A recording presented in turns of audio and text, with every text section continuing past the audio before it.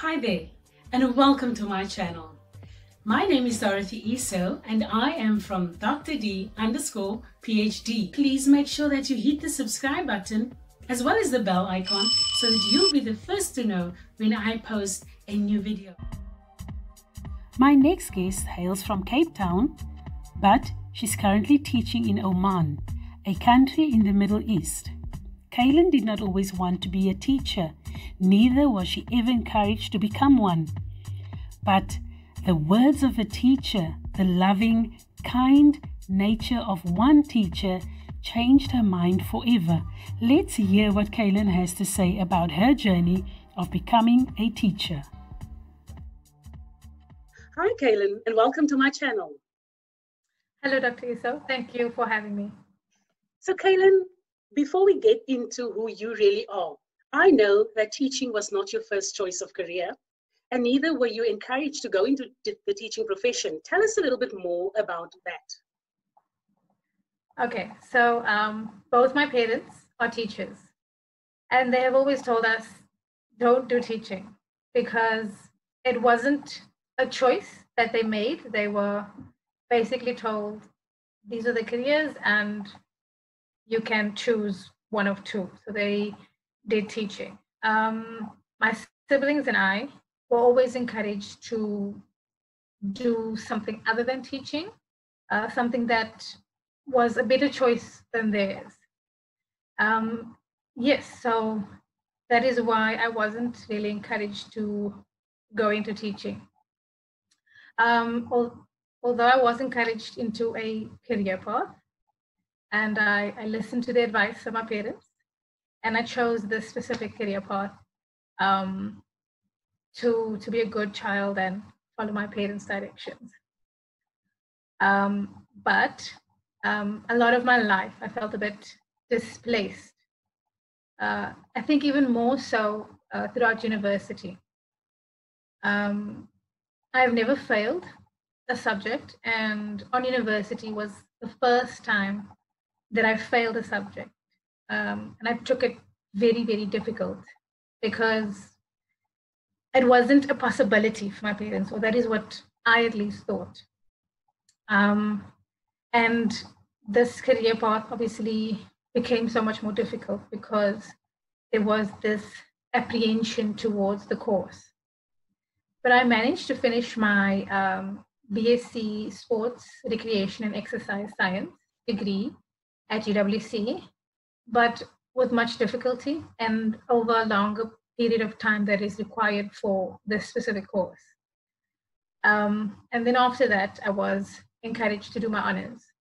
It's a branch of honors in biokinetics, which is a branch of sports science. As a good child, I listened, and in that year, my dad passed away. I couldn't handle it, although I thought I could. But that year went by in a blur, and subsequently I failed that year. After my honors year, I told my mom that I could not repeat the year. I could not finish because I just couldn't handle it. And I did inform her that I would do my TEFL, which is Teach English as a Foreign Language certificate, and then work abroad. I did this because I wanted to feel more in control of my life, so that I'm able to make my own choices and have more freedom. This is exactly what I did. I did my TEFL, and then I worked in Reunion Island for a couple of months, and soon after I came back, I left for China for 1 year and 5 months. I realized that I actually enjoy teaching. And I saw this as something that I wanted to qualify in. So seeing as though TEFL isn't recognized as a qualification, I came home and studied and worked for 3 years to finish my PGCE. And I am a qualified teacher now, and I am currently teaching in Oman. How did you get your inspiration from a teacher? And I know something happened at one stage in your life where a teacher made an impact. Tell us a little bit about that. In high school, I never met a teacher that inspired me as much as I did in high school. There were quite a few teachers, very good teachers, but there was one that stood out for me. I was a very shy, timid, and quiet child. I was never really a problem for teachers. And I mostly did my schoolwork and on occasion didn't. So the teacher that had an everlasting impact on my life is Mrs. C. Neyman. I had her as a form and subject teacher from grade 10 to 12. She was also the school guidance counselor, and she had this love for teaching and students that was amazing. And she drew all of the students to her. She hardly used profanities, but one of my class was a class that tested a teacher. So when she did, we knew that we had crossed the line and that we should never do that again. So Ms. Neyman inspired me to be a teacher that touches the lives of my students in a good way and inspires them to be the best person that they can be. The reason she made such a big impact on my life was because she always pushed me and encouraged me and gave me more responsibility. I had big shoes to fill in high school because my sister and I went high school together. We are 2 years apart. And I would always be compared to her because she is an academic. She really fares well academically. Me, not so much, but I tried really hard. See where it got you. Yes. So I would always be called Eden's sister or Little Paramoer or Little Eden. Yes, or sometimes even on her name. And that put an immense amount of pressure on me at school, at home, and then also in the swimming pool, because we did swimming as an extracurricular activity. Needless to say, I lived in her shadow. Ms. Neyman didn't treat me in that way. She saw me as an individual. I never compared me to my sister. I had a love for her that I couldn't explain. She was a breath of fresh air in my life. And it made me feel like an individual, separate from my sister.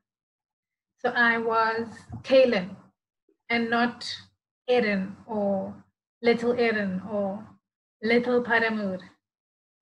And that was the first step in a journey of finding the person that I want to become. Throughout my life, I occasionally visit her just to talk to her, get advice, and just to reassure me that everything will be okay. Wow.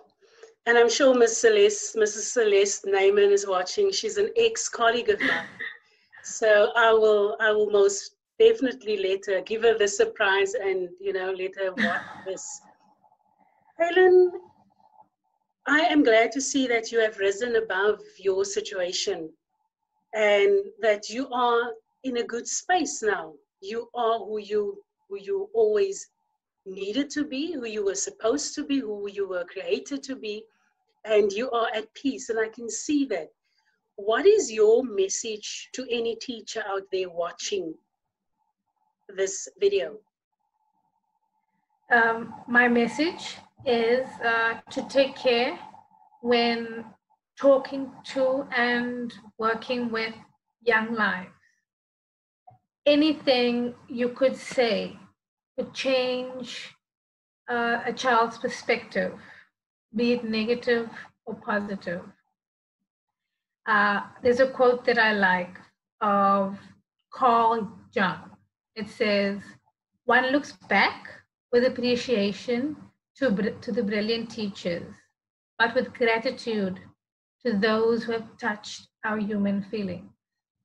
The curriculum is so much necessary raw material, but warmth is a vital element for the growing plant and for the soul of the child. Well, this is profound wisdom there. Thank you for sharing with us. Kaelyn, what is life as a teacher like in the Middle East? It's a major adjustment culturally to anything that I've experienced in South Africa. Be it difficult, it is an amazing experience. Right, so when can we expect you back home for you to share your expertise with us? I mean, you're a qualified teacher, and I like to know that teachers are lifelong learners. And I would love to see you coming back, doing your master's, doing your PhD. When can we expect you back? When can I go to the airport and go and get you? Oh gosh, my family, everyone is asking, when am I coming back? Well, with this pandemic, which is not going to go away anytime soon, I would have gone home this month for 2 months just to spend time with my family, but unfortunately I can't because traveling is a bit of a problem. Yeah. So I would definitely be back in December for holiday. Okay. But I would I would consider distance learning as far as honors and masters are concerned. That is beautiful. That is absolutely awesome. Kaelyn, thank you so much for being with us and for sharing your experience with us and for really opening up and bearing your heart and soul to us. We really appreciate it, and thank you, and I wish you everything of the best. And yes, like I said, we are waiting for you here in South Africa.